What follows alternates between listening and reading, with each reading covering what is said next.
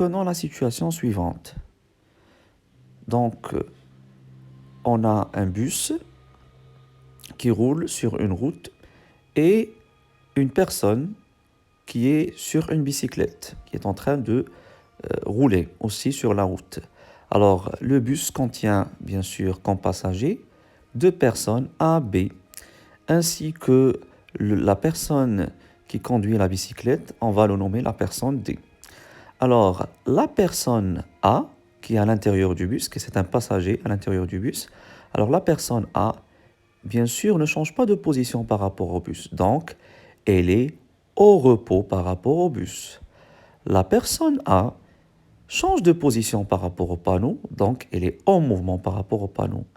La personne A ne change pas de position par rapport au chauffeur, donc elle est au repos par rapport au chauffeur.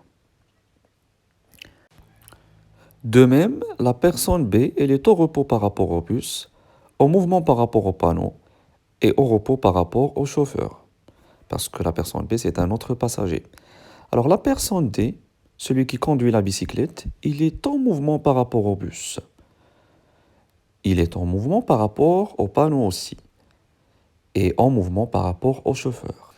Car il change de position par rapport aux trois corps de référence, le bus, le panneau et le chauffeur. On peut remarquer d'après le tableau que la même personne, par exemple la personne A, peut être en mouvement et au repos par rapport à deux référentiels différents. Alors, conclusion générale. Pour étudier le mouvement ou le repos d'un corps, il est nécessaire de choisir un autre corps, qui est le corps de référence ou bien le référentiel. Alors, si l'objet change de position par rapport à ce corps de référence, on dit qu'il est en mouvement. S'il ne change pas de position par rapport au corps de référence, on dit qu'il est au repos.